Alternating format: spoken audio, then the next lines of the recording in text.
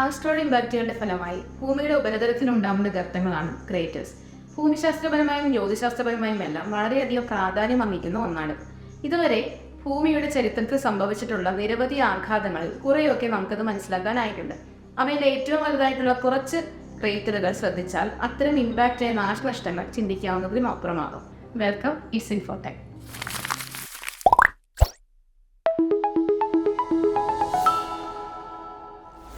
ഭൂമിയുടെ ചരിത്രത്തിലെ ഏറ്റവും പ്രധാനപ്പെട്ട ഭൂമിശാസ്ത്രപരമായ ലാൻഡ്മാർക്കുകളിൽ ഒന്നാണ് മെക്സിക്കോയിലെ യുക്കറ്റാൻ പെനിൻസുലയ്ക്ക് താഴെ സ്ഥിതി ചെയ്യുന്ന ചിക്സുലൂപ്പ് ക്രിയേറ്റർ. ഏകദേശം 66 ദശലക്ഷം വർഷങ്ങൾക്ക് മുമ്പ് രൂപം ഈ ക്രിയേറ്റർ ക്രിറ്റേഷ്യസ് പാലിയോജീൻ വംശനാശത്തിലേക്ക് നയിച്ച പ്രധാന സംഭവമായി പറയുന്നു. ദിനോസറുകൾ ഉൾപ്പെടെ ഭൂമിയിലെ 75% ജീവിവർഗങ്ങളുടെയും നാശത്തിലേക്ക് നയിച്ച വൻ ഉൽക്കാപതനത്തിന്റെ അവശേഷിപ്പാണ് ഈ ക്രിയേറ്റർ. ഏകദേശം 180 കിലോമീറ്റർ വ്യാസമുള്ള ചിക്സുലൂപ്പ് ആഘാതം ഏകദേശം 10 മുതൽ 15 കിലോമീറ്റർ വരെ വീതിയുള്ള ഒരു ചിഹ്നഗ്രഹമാണ് ഉണ്ടാക്കിയത്. വലിയ സുനാമിയും ഭൂകമ്പവും കാട്ടുതീയും തീമഴയും ആസിഡ് മഴയും എന്തിന് ഇമ്പാക്റ്റ് വിന്റർ വരെ എല്ലാ വിനാശകാരികളായ സംഭവങ്ങളും ഇതിന് തുടർച്ചയായി ഉണ്ടായി എന്നാണ് പറയപ്പെടുന്നത്. സൗത്ത് ആഫ്രിക്കയിൽ സ്ഥിതി ചെയ്യുന്ന റെഡിഫോർഡ് ക്രേറ്റർ ഭൂമിയിലെ അറിയപ്പെടുന്ന ഏറ്റവും പഴക്കമുള്ള ക്രേറ്ററുകളിൽ ഒന്ന് മാത്രമല്ല, ഏറ്റവും വലുതും കൂടിയാണ്. 2 മില്യൺ വർഷത്തിലേറെ പഴക്കമുള്ളതായി കണക്കാക്കപ്പെടുന്ന ഈ ഗർത്തം ആദ്യകാല സൗരയൂഥത്തിന്റെ വയലന്റ് നേച്ചർക്ക് തെളിവായി കണക്കാക്കുന്നു. യഥാർത്ഥത്തിൽ ഗർത്തത്തിന് ഏകദേശം 300 കിലോമീറ്റർ വ്യാസം ഉണ്ടായിരുന്നതായി കണക്കാക്കപ്പെടുന്നു. എന്നിരുന്നാലും കോടിക്കണക്കിന് വർഷങ്ങളായി മണ്ണൊലിപ്പും ഭൂമിശാസ്ത്രപരമായ പ്രക്രിയകളും അതിന്റെ രൂപഭാവത്തിൽ കാര്യമായ മാറ്റം വരുത്തിയിട്ടുണ്ട്. റെഡഫോർഡ് ഗർത്തം രൂപപ്പെടുത്തിയ ചിഹ്നഗ്രഹത്തിന് ഏകദേശം 10 മുതൽ 15 കിലോമീറ്റർ വരെ വ്യാസമുള്ളതായി കണക്കാക്കപ്പെടുന്നു. ആഘാതത്തിന്റെ അപാരമായ ശക്തി ആഗോളതലത്തിൽ വിനാശകരമായ പ്രത്യാഘാതങ്ങൾ ഉണ്ടാക്കിയിരിക്കാം. ഇത് ഗ്രഹത്തിന്റെ ഉപരിതലത്തെ പുനർനിർമ്മിക്കുകയും അതിന്റെ കാലാവസ്ഥയെ ബാധിക്കുകയും ചെയ്തിരിക്കാം. അതിന്റെ ശാസ്ത്രീയ മൂല്യവും അതുല്യമായ ഭൂമിശാസ്ത്രപരമായ സവിശേഷതകളും കണക്കിലെടുത്ത് റെഡഫോർഡ് ഡോം 2005 യുനെസ്കോയുടെ ലോക പൈതൃക സൈറ്റായി പ്രഖ്യാപിക്കപ്പെട്ടു. ഏകദേശം 1.85 ബില്യൺ വർഷങ്ങൾക്ക് മുമ്പ് ഒരു വലിയ ചിഹ്നഗ്രഹ ഭൂപീതിയിലൂടെ സൃഷ്ടിക്കപ്പെട്ട ഒന്നാണ് കാനഡയിലെ ഒന്റാറിയോയിൽ സ്ഥിതി ചെയ്യുന്ന സഡ്ബറി ബേസിൻ. ഒരു പക്ഷേ ആഘാത ഗർത്തത്തിന് ഏകദേശം 250 കിലോമീറ്റർ വരെ വ്യാസമുണ്ടായിരിക്കാം. ഇതും അക്കാലത്തെ ആഗോള പരിസ്ഥിതിയിലും കാലാവസ്ഥയിലും ഭൂമിശാസ്ത്രത്തിലുമെല്ലാം ദൂരവ്യാപകമായ പ്രത്യാഘാതങ്ങൾ ഉണ്ടാക്കിയിരിക്കാം. വർഷങ്ങളായി നിക്കൽ, ചെമ്പ്, പ്ലാറ്റിനം, പലേഡിയം, മറ്റ് വിലപിടിപ്പുള്ള ധാതുക്കൾ എന്നിവയുൾപ്പെടെ ഭൂമിശാസ്ത്രപരമായ വസ്തുക്കളുടെ സമ്പന്നമായ ഉറവിടമാണ് ഇവിടം. റഷ്യയിലെ വടക്കൻ സൈബീരിയയിലെ പോപ്പിഗൈ ക്രേറ്റർ ഭൂമിയിലെ അറിയപ്പെടുന്ന ഏറ്റവും വലിയ ആഘാത ഗർത്തങ്ങളിൽ ഒന്നാണ്. ഏകദേശം 35 ദശലക്ഷം വർഷങ്ങൾക്ക് മുമ്പ് ഇയോസീൻ കാലഘട്ടത്തിന്റെ അവസാനത്തിൽ രൂപപ്പെട്ട ഈ ഗർത്തത്തിന് ഏകദേശം 100 കിലോമീറ്റർ വ്യാസമുള്ളതായി കണക്കാക്കപ്പെടുന്നു. ആഘാത സമയത്ത് പ്രദേശത്തുണ്ടായിരുന്ന ഗ്രാഫൈറ്റിൽ നിന്ന് സൃഷ്ടിച്ച പതനങ്ങൾ പോപ്പിഗൈ ഗർത്തത്തിന്റെ ഒരു പ്രത്യേക സവിശേഷതയാണ്. ഈ കാലഘട്ടത്തിലെ ആഗോള കാലാവസ്ഥാ വ്യതിയാനത്തിന് ഈ സംഭവം ഒരു പങ്ക് വഹിച്ചതായി വിശ്വസിക്കപ്പെടുന്നു. ഇത് ഇയോസീനിൽ നിന്ന് ഒളിഗോസീൻ യുഗത്തിലേക്കുള്ള പരിവർത്തനത്തെ അടയാളപ്പെടുത്തുന്ന കൂളിംഗ് എഫക്റ്റിന് ഒരു പക്ഷേ കാരണമായിട്ടുണ്ടോ.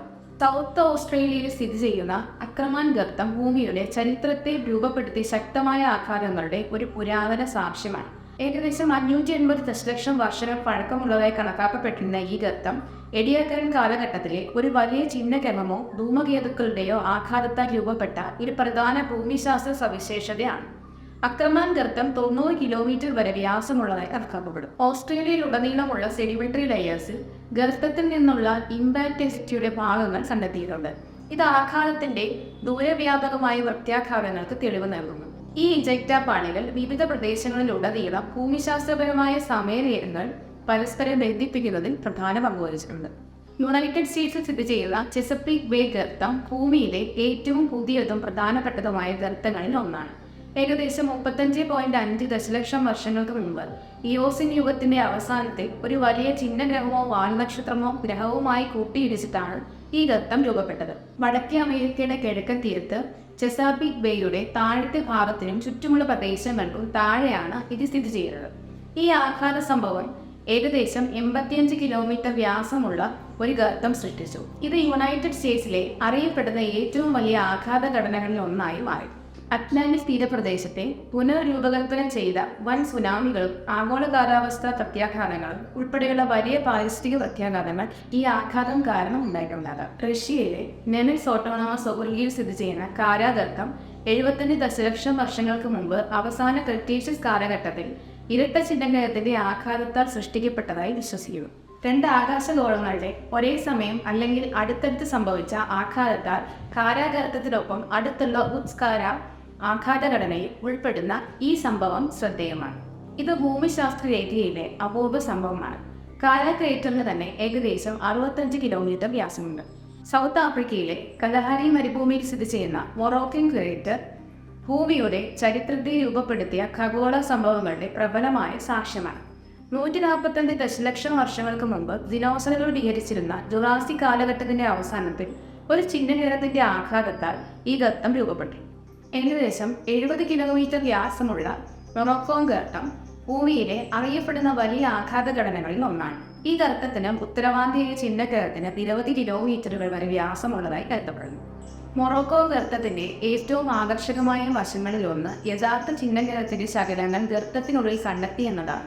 ഇത് ആഘാത സംഭവങ്ങളിൽ അപൂർവമാണ്. ഭൂമിയുമായി കൂട്ടിയിടിച്ച ആകാശഗോളങ്ങളുടെ ഘടന പഠിക്കാൻ ഈ ശകലങ്ങൾ ഒരു സവിശേഷ അവസരം നൽകുന്നു. കാനഡയിലെ ക്യൂബക്കിൽ സ്ഥിതി ചെയ്യുന്ന ചാർലിവോക്സ് ക്രേറ്റർ ഏകദേശം 342 ദശലക്ഷം വർഷങ്ങൾക്ക് മുമ്പ് ഡെവോണിയൻ കാലഘട്ടത്തിൽ രൂപം കൊണ്ടിരിക്കാം എന്ന് കരുതുന്നു. ഏകദേശം 56 കിലോമീറ്റർ വ്യാസമുള്ള ചാർലിവോക്സ് ഗർത്തം ലോകത്തിലെ അറിയപ്പെടുന്ന ഏറ്റവും വലിയ ആഘാതഘടനകളിൽ ഒന്നാണ്. ഗർത്തത്തിന്റെ ഘടന നന്നായി സംരക്ഷിക്കപ്പെട്ടിട്ടുണ്ട്. മറ്റു പല ഇമ്പാക്റ്റുകളും ഭൂമിയുടെ ചരിത്രത്തിൽ വേറെയും സംഭവിച്ചിട്ടുണ്ട്.